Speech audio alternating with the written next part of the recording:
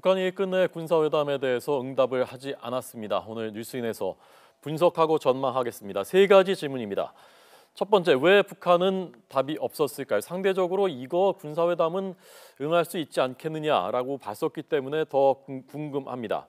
자, 두 번째, 그러면 우리가 함께 제안한 적십자 회담, 이산가족 상봉, 이것도 외면할 것인가 묻겠습니다. 세 번째, 한미 간에는 대북 대화에 과연 정말 이견이 없는 것인가? 양쪽에 온도차가 있어 보이는데요. 분석해 보겠습니다. 두 분을 초대했습니다. 과거에 남북 군사회담 우리 측 대표를 지냈었습니다. 문성묵 한국국가전략연구원 통일전략센터장, 그리고 북한 전문가입니다. 조한범 통일연구원 선임연구위원 나와 있습니다. 어서 오십시오. 네, 안녕하십니까. 자, 우선 첫 번째 질문, 왜 북한은 끝내 침묵했을까? 먼저 경험자시니까요. 네. 왜 어떻게 보셨습니까? 예, 결국 침묵을 했다고 하는 것은 두 가지 가능성이 있어요. 하나는 자기들이 원하는 회담의 여건이 아직 조성되지 않았다라고 하는 판단이 있을 수 있고요. 또 다른 한 가지는 남측에 대해서 적어도 우리와 대화를 하기 원한다면 우리가 원하는 판, 우리가 원하는 조건을 만들고 나와라 라고 하는 것을 아무런 응답이 없이 자기들의 입장을 보여줌으로써 상대방에게 자기들의 입장을 보여주고자 하는 그런 의도가 담겨져 있는 것 같습니다. 네, 원하는 조건이라는 게 뭐 그 군사훈련 중단이라든가 이런 걸 말씀하시는 겁니까? 물론 그것도 하나 포함이 되어 있습니다만 북한이 이번 우리가 제의한 제안에 직접 답을 하지는 않았지만 간접적으로 보여준 내용이 있습니다. 자기들의 노동신문이라고 하는 매체를 통해서 우리에게 얘기를 했지요. 그동안 북한이 쭉 우리 새 정부에 대해서 대화와 제재는 양립할 수 없다. 네네. 그리고 북한 핵 문제를 가지고 시비하지 말라 하는 얘기거든요. 그러니까 결국 북한은 자기들을 향한 적대 정책, 자기들과 대결하면서 남북 대화를 시도하는 것은 그건 상당히 이중적인 것이고 그건 잘못된 것이다라고 하는 입장을 밝혔기 때문에 결국은 자기들이 원하는 것은 대결 정책, 적대 행위, 다시 말하면 북한이 말하는 적대는 한국과 미국이 동맹을 해서 북한의 핵을 폐기하게 만들고 그 폐기하기 위해서 북한을 압박하는 이런 것들을 북한은 적대 행위 또는 대결 정책이라고 얘기하거든요.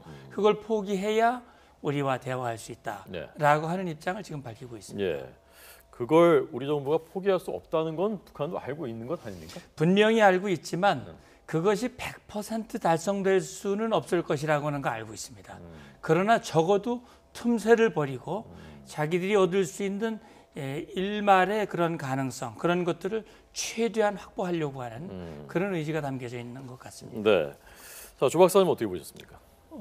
물론 이제 북한이 우리가 요구했던 서해군 통신선으로는 답이 없었습니다. 그러나 이제 북한의 반응을 대략적으로 문 위원님하고도 비슷한 얘기입니다만은 몇 가지 차원으로 좀 볼 수가 있어요.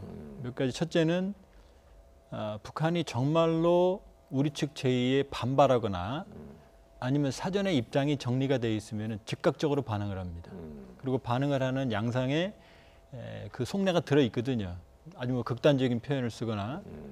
그리고 본다 그러면은 문 대통령의 베를린 구상에 대해서는 거의 9일 만에, 그 다음에 우리 측 그 군사회담 제의도 사실 상당히 수일이 지난 다음에 그것도 노동신문의 개인 필명의 방식으로 반응이 나왔거든요. 네네. 그러니까 첫 번째 그 노동신문의 처음 베를린 구상은 조선반도의 통일을 위한 방법이 무엇인지 알아야 된다. 그 다음에 20일 날 노동신문의 논조는 민족 대단결의 답이다 이렇게 나오거든요. 그러니까 일단 상당한 시간을 들였다는 것 자체는 매우 복잡한 속내가 있다는 거죠. 일단은 반은 긍정적이라고 보여집니다. 네네. 두 번째는 현 모든 문제의 원인을 현 정부를 직접적으로 원색적으로 비난하지 않아요. 네. 그러니까 박근혜, 이명박 정부를 욕하거나 아니면 보수 세력들을 욕을 하고 있습니다. 네. 그 비난의 대상을. 예. 그리고 남한에 대해서는 현 집권자라고 하는 중립적인 표현을 쓰고 그다음에 남조선 당국이라는 표현을 써요. 네. 이 사람들이 방송 용어는 아닙니다만은 정말로 기분이 나쁘거나 반발할 때는 역도라든지 이런 표현을 쓰거든요. 그렇게 본다 그러면 지금 누구보다도 남북 대화는 북한이 원합니다. 특히 군사회담 같은 경우는 이미 김정은이 지난해 당대에서 제의를 했고 실무적으로 가장 자신들이 아파하는 이 대북 실미전을 중단시킬 수 있는 계기거든요. 그렇게 본다 그러면 본인도 원하지만 자신들이 원하는 조건, 자신들이 원하는 형식, 네. 그다음에 자신들이 원하는 시기를 지금 재고 있다고 봐야겠죠. 그러니까 지금 답이 없다고 하는 것은 전면적인 거부라고 볼 수는 없어요. 전면적인 거부라고 그러면 이미 답이 나왔을 거고 그렇기 때문에 추가적인 조건을 단 역제의나 네. 아니면 8월 말에 지금 예상되고 있는 UFG 그 을지 프리덤 가디언 훈련을 계기로 군사 훈련을 중단하는 의제를 삼는다든지 이럴 가능성이 있고요. 또 일반의 예측과는 정반대로 이산가족 상봉에 나와서 여러 가지 그 집단 탈북이라든지 이런 의제를 쟁점화할 수도 있는 거죠. 그렇기 때문에 요약해서 말씀드리면 전면적인 거부는 아니다. 지금 북측도 나름대로 셈법을 계산하고 있다 이렇게 봐야겠죠. 네. 자, 문성묵 의원님은 그 과거에 남북 군사회담 석상에 직접 앉아서 대조를 하셨었던 분이니까요. 네. 북한 정권의 본질과 속성이 그때와 크게 달라지지 않았고 이번에도 대조가 이루어진다면은 대략 어떤 전략으로 어떤 태도로 무슨 얘기부터 하면서 어떻게 할지 대략 좀 머릿속에 그려지십니까? 예, 아직 북한이 회담에 응하지 않았기 때문에 북한이 회담에 나온다면 어떻게 할 것인가 하는 것이 지금으로서는 예단하기는 어렵습니다만 그동안 북한이 관심을 가지고 있던 것들이 있거든요. 말하자면 과거에 이제 제가 회담에 직접 나갔을 때 제가 이제 회담을 한 것은 과거에 이제 대령급 회담, 실무회담이 있었고, 그다음에 장성급 회담이 있었고, 국방장관 회담이 있었습니다. 제가 이 세 회담에 다 대표로 나갔었는데 이 회담에서 주로 다루었던 내용들이 실무회담에서는 철도도로를 연결하고 개성공단 금강산 관광이 가능하도록 만드는 그런 일들을 했기 때문에 실무회담에서는 사실 큰 쟁점이 없었고요. 다만 장성급 회담 같은 경우는 북한이 2004년에 이제 우리가 진행했던 대북 심리전, 확성기 전광판 이런 것들을 끄는데 상당히 관심을 가지고 있었고요. 네. 그다음에는 NLL, 다시 말하면 북방 한계선을 무력화시키고 자기가 원하는 경계선을 긋기 위한 그런 문제를 가지고 상당한 논쟁을 벌여왔었지요. 그러니까 지금 이제 회담이 다시 열린다면 우리 조 박사님도 말씀을 하셨습니다만 우리 정부가 7월 27일자로 군사분계선 일대에서 적대 행위를 중단하자. 그 적대 행위가 뭔지에 대해서는 구체적으로 밝히지는 않았으나 27일이라고 하는 날짜를 정해서 그 날짜를 기해서 중단할 수 있는 일은 사실은 말씀하신 대로 확성기, 방송 밖에는 없다는 생각이 들거든요. 그렇다면 북한이 작년에도 김정은이 직접 그 언급을 했었고 또 2015년에도 우리가 확성기를 켰을 때 굉장히 민감한 반응을 보였다고 하는 전례를 봤을 때 북한으로서는 상당히 매력적인 카드라고 생각이 되는데 왜 안 나왔을까 하는 부분인데 그래서 어쨌든 조 박사님 말씀대로 북한이 지금 우리의 대북 정책에 대해서 전면 거부를 하지 않고 있고 그다음에 이번 회담에 대해서도 안 한다라고 얘기한 것이 아니라 답을 하지 않았다. 이건 과거에도 여러 차례 했던 반응인데 그래서 만약에 앞으로라도 지금 우리 정부는 27일까지 유효하고 그 다음에도 대화의 문을 열어놓고 있다라고 하는 것이기 때문에 언제라도 회담이 다시 열린다면 지금 말씀했던 대로 작년에 북한이 군사회담을 제의할 때 얘기했던 게 그겁니다. 북한은 김정은이 통일을 절박한 과제를 생각하고 있다. 통일을 위해서는 남북관계 개선이 절박하다. 그렇다면 남북관계 개선을 장애하고 있는 요소를 제거해야 되는데 그 첫 번째가 한미연합연습이고 그 다음이 상대방을 상호 비방하는 행위들 다시 말하면 확성기라든지 전단살포라든지 이런 것들이다. 그렇다면 결국 앞으로 군사회담이 열린다면 북한이 다시 나와서 할 수 있는 이 얘기들은 그동안 북한이 관심을 보였던 것들 과거 군사회담에서 상당히 논란이 됐던 것들 그런 것들이 다시 회담 테이블에 올려질 가능성이 많아 보인다라는 생각이 듭니다. 네. 자, 지금 그 조 박사님께서는 그래서 의외로 북한이 적십자 회담에는 호응하고 나올 가능성도 있다. 이산가족 상봉. 자, 우선 그 부분부터요. 문 장군님도 그 부분 동의하십니까? 글쎄요. 그거는 이제 조 박사님이 북한이 그렇게 될 것이다라고 단정하기보다는 우리의 예상과는 달리 그렇게 나올 가능성도 있다라고 이제 얘기를 하셨는데 그렇습니다. 저는 북한을 그동안 쭉 관찰하면서 저 나름대로 내린 결론은 이렇습니다. 네네. 북한은 자기들이 필요하면 언제라도 자발적으로 나온다. 작년에 북한이 먼저 군사회담을 제의했던 것도 바로 그겁니다. 예. 자기들이 필요하다고 생각하면 나오기 때문에 역시 적십자 회담이라고 한 이산가족 상봉에 북한이 관심이 없는 것은 분명합니다. 그러나 그걸 계기로 해서 무언가 자기들이 원하는 것, 다시 말하면 정치적인 이슈를 부각시키고 자기들의 인도주의적인 그런 의지를 선전하고 그다음에 그걸 계기로 해서 자기들의 경제적인 실리를 확보하려고 하는 그런 어떤 의도를 그 자리를 통해서 관철하려고 한다면 나올 가능성도 있다. 예. 이렇게 볼 수 있는 네. 거죠. 박사님, 지금 북한이 그 이산가족 상봉에 대해서는 여종업원들 돌려보내라라는 거 조건으로 예, 내걸고 예. 있지 않습니까? 그 우리로서는 뭐 받아들일 수 없는 그렇죠. 조건이고요. 그 예, 문제가 예. 어떤 식으로 뭐 절충될 수 있다고 보십니까? 지금 북한이 내놓은 반응은 군사회담에 대해서는 거부가 아니고요. 근본 문제를 선결해야 된다라는 건데 그게 이제 쉽게 말하면 한미 군사훈련, 그 다음에 미국의 전략무기 전진 배치거든요. 그 다음에 우리 적시회담, 이산가족 상봉을 위한 적시회담의 전제 조건은 할 수는 있다는 거죠. 그러니까 노동신문의 반응 중에는 심지어는 우리가 언제 인도주의적 논의를 예면한 적이 있느냐 이런 논조입니다. 네네. 그러나 지금 여종업원 12명 그리고 김현희 씨 지금 송환을 원하는 자진 이 두 부분을 이제 해결해 달라라는 거거든요. 근데 현실적으로 국내 실적법상 또는 어떤 정치적 문제상 이 부분을 해결될 수가 없거든요. 그걸 북한이 모르질 않아요. 그렇기 때문에 북한이 이 문제를 해결하고 나서 하겠다기보다는 또 역시 한미 군사훈련의 중단이 북한의 불법행위, 그 미사일 핵과 등가가 아니라는 것도 본인도 알고 있어요. 네. 그렇기 때문에 예. 이 부분은 완전히 해결하고 넘어가겠다는 거라기보다는 자신들이 주도하는 남북관계를 원하는 조건이라고 볼 수 있어요. 네네. 그리고 또 하나는 지금 북한이 지속적으로 지금 근본 문제를 해결하자고 하는 이유는 지금 문재인 정부는 사실 이명박 박근혜 정부에 비해서 대단히 전향적인 그 대북 정책을 하고 있고요.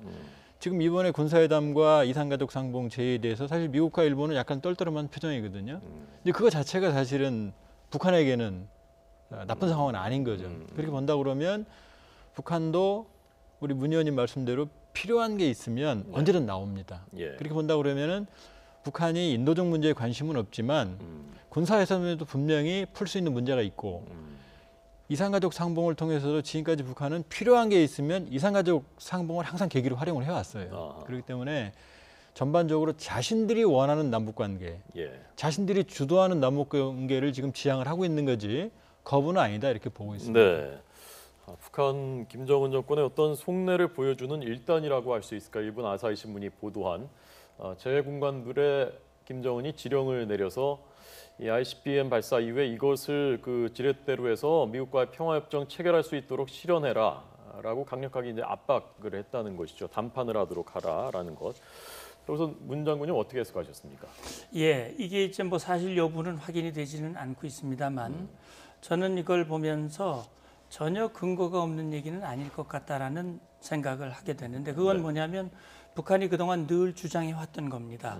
북한이 핵을 개발하고 미사일에 집착하는 것은 결국은 미국과 평화협정을 체결하면서 북한의 핵 보유를 기정사실화시키고 한국과 미국의 동맹의 고리를 끊어내고 자기들이 추구하는 대남적화 전략을 완성하겠다라고 하는 그들의 어떤 전략적인 목표와 그들의 수순이거든요. 그러니까 지금 김정은이 금년 초에 ICBM 발사 준비가 끝났다라고 신년 육성연설로 얘기를 했고 네. 그 이후에 계속 그 연관된 행동을 해왔단 말이죠. 아마 제가 볼 때 이번에 북한이 문재인 정부가 출범을 하고 문재인 정부가 출범하기를 정말 학수고대했거든요. 그리고 문재인 정부의 출범은 자기들의 목표를 달성할 수 있는 굉장히 혹이다라는 기대와 판단을 하고 있었고 따라서 이번에 ICBM을 발사하고 이것이 성공했다고 하는 것을 분명하게 만들면 미국과 국제사회에 기존의 방법으로는 북한을 변화시킬 수 없다. 북한의 핵 포기는 이제 현실적으로 어렵다. 중국과 러시아가 그렇게 계속 얘기하고 있기 때문에 소위 쌍중단, 쌍궤 병행 이것이 결국은 지금 북한의 지령이라고 하는 내용에 포함된 것과 맥을 같이 하는 것이거든요. 그렇다면 아마도 김정은이 해외 공간에 이번 ICBM 발사를 계기로 해서 미국의 입장을 바꾸게 만들고 평화협정의 이 체결 여건을 조성해라라고 하는 북한의 속내가 거기에 담겨져 있고 그것이 성사될 여건이 되지 않았느냐라고 하는 나름대로의 판단을 할 수 있지 않을까 하는 생각도 해봤습니다. 네. 지금 저희가 그 지령, 그러니까 최종 확인은 뭐 되지 않은 것입니다만은 아사히 신문이 보도한 내용을 보여드렸는데 첫 번째가 단판하라, 평화협정 단판하라라는 것이 두 번째는 핵은 포기할 수 없다라는 것을 확실하게 주지시켜라라는 것이거든요. 그러니까 이걸 종합해 보면은 핵은 포기 안 하고 ICBM을 무기로 해서 지렛대로 해서 평화협정을 체결한다, 미국과 그걸 이제 원한다라는 그 속내가 보여지는 것인데 북한이 얘기하는 평화협정이라는 것은 우리 정부가 얘기하는 평화체제 또는 평화협정하고는 개념이 상당히 다른 것 아닙니까? 다르죠. 지금 이제 평화협정, 평화체제라는 말을 남북한이 공히 쓰고 있는데요. 네. 북한이 말하는 평화체제는 쉽게 말하면은 자신들이 가지고 있는 핵무력을 보유한 상태에서 자신들의 체제 안전 보장이, 그러니까 한국에 대한 공격력을 확보한 상태에서 체제 안정을 국제적으로 공인받는 거죠. 그러니까 핵은 가지고 있고 나아가서 주한미군 철수까지 나아가는 게 이제 저 사람들이 생각하는 평화체제인 거고요. 문재인 정부 입장은 확고한 것 같습니다. 평화협정을 체결하겠다. 그러나 그것은 진정한 의미의 평화체제인 거죠. 그러니까 북한의 완전한 비핵화, 그 다음에 한반도에서의 전쟁 가능성의 완전한 소멸, 이 전제가 됐을 때 이제 평화협정인 거기 때문에 용어는 같지만 조건은 근본적으로 다르다고 볼 수 있고요. 또 하나는 이제 문 의원님도 말씀을 하셨지만 문재인 정권의 출범에 대해서 북한이 상당한 기대를 했던 건 사실인 것 같습니다. 그건 이례적으로 대선 캠페인 중에 사실 남한의 선거에 대선에 영향을 줄 수 있는 도발이 전혀 없었어요. 그리고 두 번째는 뭐 접경 지역의 전원이긴 합니다만은 문재인 정부 출범 이후에 대남 비난이나 이런 부분들의 수위가 상당 부분 완화됐다는 그런 전언이 있거든요. 그렇게 보면 이 문재인 정부를 상당한 호기로 그 활용을 하겠다는 계산은 확실한 것 같은데요. 그러나 북한이 말하는 평화협정, 평화체제와 또 문재인 정부가 말하는 건 근본적으로 다르다는 거고요. 비핵화라는 점. 그 다음에 항구적인 평화, 그러니까 항구적인 평화체제라고 하는 용어가 문재인 정권의 그 핵심 키워드거든요. 그러나 북한이 말하는 것은 사실은 엄밀히 말하면 항구적인 불안정성을 상존한 평화체제라고 볼 수 있죠. 여기 근본적인 차이점이 있는 거죠. 네. 자, 그래서 마지막 질문 저희가 모두에 말씀드린 세 가지 중에서 세 번째 질문을 그럼 드리도록 하겠습니다. 두 분이 그 양 회담이 완전히 닫힌 것이 아니다, 열릴 수 있는 가능성이 있다라는 것에 인식을 같이 하셨고요. 그 중에 중요한 변수가 아까 말씀하신 을지 프리덤 가디언 한미연합훈련, 도상훈련인데 그것을 중단을 아마 북한이 요구할 개연성이 크다라고 했는데, 자 그렇다면 지금 그 한미 간에는 이런 문제에 대해서 공동 보조를 취할 수 있을 것인지, 예컨대 그 UFG 훈련 중단이라든가 그리고 이 대북 대화에 대해서 트럼프 정부는 어떤 보조를 취할 것인지 이런 부분에 대한 또 우리 정부는 어떻게 해야 되는지 두 분의 말씀을 듣겠습니다. 네. 지금 한미 연합 연습과 북한 핵 문제는 별개의 문제다라고 하는 것이 한국과 미국의 공동 인식이고요. 결국 한미 연합 연습이라고 하는 것은 북한의 도발을 억제하고 한반도의 평화를 위해서 연례적으로 실시하는 방어 연습이기 때문에 북한이 그런 주장을 한다고 해서 한국과 미국이 이걸 중단할 가능성은 없다고 보면 됩니다. 그렇다면 이제 우리 정부는 어떻게 할 것인가? 다시 말하면 미국은 미국의 북한과의 대화의 조건은 명확하죠. 다시 말하면 북한이 비핵화를 전제로 한 대화의 자리에 나온다면 우리는 대화를 할 수 있다 하는 것이 미국의 확고한 입장인데, 미국이 좀 불편한 입장을 보이는 것은 아직 핵 문제와 관해서 전혀 북한의 변화가 없고 오히려 ICBM급을 발사하는 그런 상황 속에서 북한의 제재에 집중해야 할 이런 상황에 대화를 한다고 하는 것은 오히려 제재의 분위기를 흐트리고 북한에게 오판을 갖게 할 수 있는 그런 상황이 되지 않을까라고 하는 우려가 미국과 일본 정부에 있는 것 같습니다. 따라서 우리로서는 지금 방향을 잘 잡고 있습니다. 북한의 핵 문제가 해결돼야 항구적인 평화체제가 가능합니다. 그리고 문재인 정부가 얘기했듯이 대한민국의 안보를 위해서는 초의 양보와 타협도 있을 수 없다. 따라서 이것은 양보할 수 있는 사안이 아니거든요. 그렇다면 북한의 태도 변화를 요구해야 되는데, 북한의 태도 변화를 요구하는 것은 우리의 확고한 입장을 유지하고 초조함을 보이지 않는 것이다. 그러면 북한이 지금의 스탠스로는 안 되겠다라고 자기들 입장을 바꿔서 대화에 나오도록 만들 수 있다라고 하는 것을 우리 정부는 이번에야말로 분명히 보여줄 필요가 있다. 이런 말씀을 드리고 싶습니다. 네, 조 박사님. 지금 한미 간에 다소 이견이 있는 것처럼 보이는 것, 그다음에 일본 외무성의 부정적 반응이 전 좀 이해를 할 수가 없는 게요. 지난번 한미 정상회담에서 한미 동맹의 견고성, 그다음에 한미 연맹의 중요성인데 완전히 일치를 봤습니다. 네. 그리고 그 한미 정상이 공동으로 작성한 그 합의문에 보면 예, 예. 인도주의적 사안을 포함한 남북 대화 재개에 대한 문재인 대통령의 열정에 대해서 트럼프 대통령이 적극 지지한다 이런 대목이 들어 있어요. 네네. 무슨 말씀이냐면 이번에 제의했던 군사회담은 비핵화 의제도 아닌 거고 그 상위의 담론도 아닌 거고 다만 가장 기본적인 통신 채널의 재개, 그다음에 초기적인 군사 조치인 거고요. 이산가족 상봉은 가장 초보적인 인도주의적 사안이거든요. 예. 그럼 문재인 대통령과 트럼프 대통령 간의 합의, 그다음에 문재인 대통령 출범 후에 지속적으로 견제해왔던 비핵화 남북관계의 여지를 만들겠다는 그 축에서는 전혀 벗어나는 게 아니에요. 아니라 이걸 가지고 새로운 북미 간에 북미를 우회한 남북한 간의 새로운 합의를 도출하거나 아니면 북핵 협상을 새로운 방식으로 하나 그게 전혀 아니거든요. 네네. 그러니까 북핵에 대한 국제공조, 한미공조는 유지되는 상황에서 가장 기본적인 초기적인 신뢰 구축 조치를 취하는 거기 때문에 사실 한미 간의 이견은 거의 없다고 봐야 됩니다. 네.